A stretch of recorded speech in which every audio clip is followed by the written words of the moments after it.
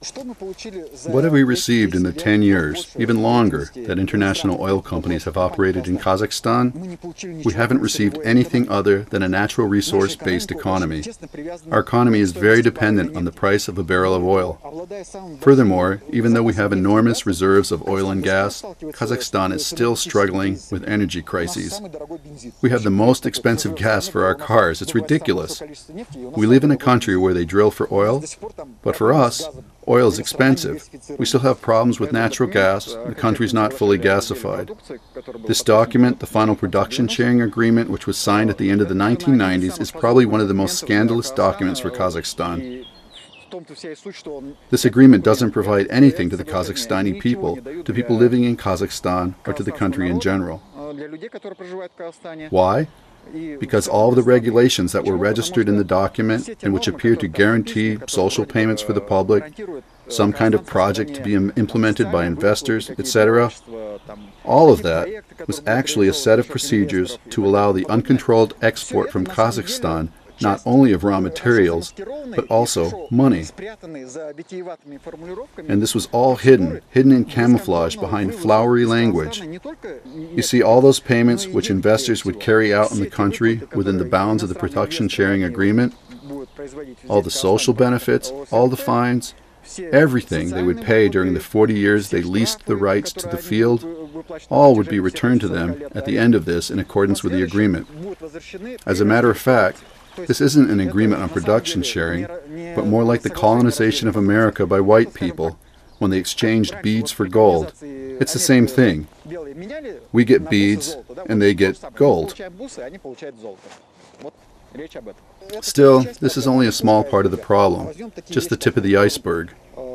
Let's take another example. It's already a long time since the oil companies first declared that they would work to turn the country from a natural resource-based economy to one that actually developed its resources. But this has remained just words. Oil companies have simply pumped oil from the ground without any control, without even building one refinery. And the government hasn't demanded anything more of them. International companies in Kazakhstan behave in a way that's very far from any understanding of the law or ethics. It's hard to say their behavior is ethical or responsible. Foreign companies have brought lawsuits against journalists who tried to shed light on environmental problems connected with oil extracting companies. First and foremost among these is Chevron.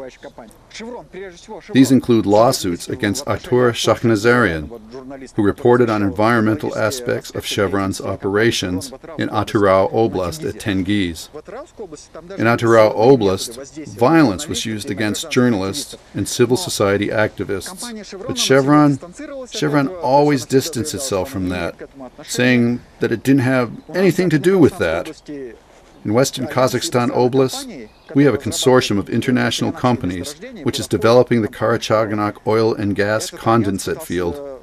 Chevron is part of the consortium which has openly tried to buy journalists. In 2003 through 2004, a representative of the press service of the KPO consortium came to the editorial offices of our newspaper with a suitcase full of cash. He said to our editor-in-chief in a sort of veiled attempt at bribery, "Let's seal a deal on cooperation." I even brought money. I give these examples so people understand that international companies put up a facade of responsibility, ethics, legality, etc., but in reality, they don't shy away from using techniques such as these.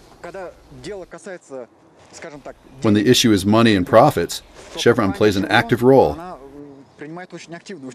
But when the issue is responsibility, Chevron always says that this is not their responsibility, that they are not competent to answer such questions.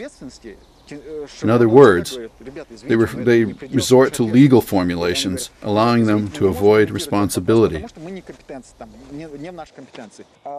the same time, they make good money at Karachaganak, very good money as far as I know.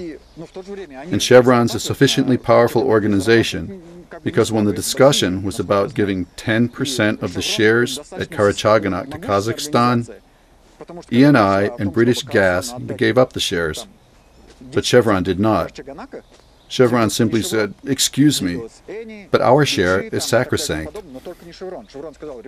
You know, Chevron has had an enormous environmental problem in Uralsk Oblast in the use, storage, and disposal of sulfur waste.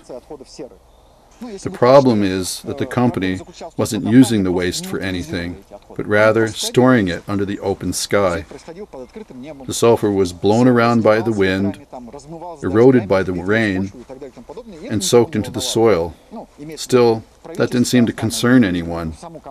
I mean, the government of Kazakhstan or Chevron, the only ones who were concerned at all were journalists and local communities, because people couldn't ignore the fact that with the appearance of those enormous mounds of sulfur, they started to have health problems, and their children started to get sick. The reaction of the company was boilerplate. They said that this did not concern the company. They said that this was not within their sphere of expertise. They said that it was not Chevron's responsibility. If you look at all the conflictual situations with Chevron, not only the ones in Kazakhstan, but in other countries around the world as well, you begin to see that this is Chevron's favorite position. They always say it's not their responsibility.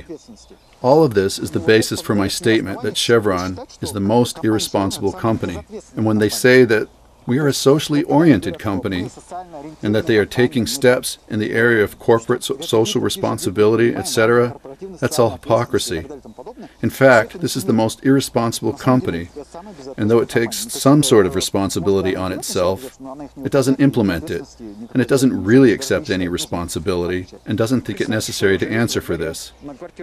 So imagine you live in a large apartment building, and one of your neighbors deals drugs. You know this, you see this every day, and your neighbor goes around then giving away candy, acting normally. He seems to be a good, clean, presentable man, but at the same time, you know he's a drug dealer. Would you want to say hello to him? Would you want your children to accept his candy? Probably not.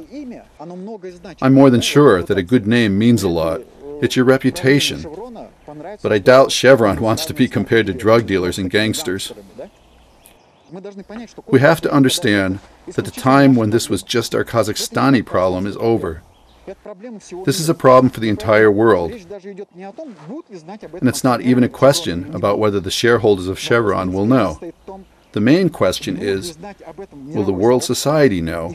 And how will they react to it?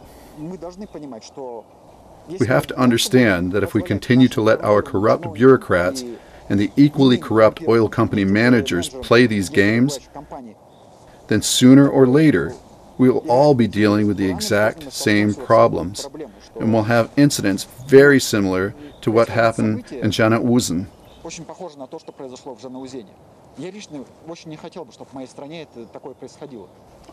I personally don't want this to happen in my country. My deep belief is that pressure from society will lead bureaucrats and oil companies to become more ethical and more law-abiding.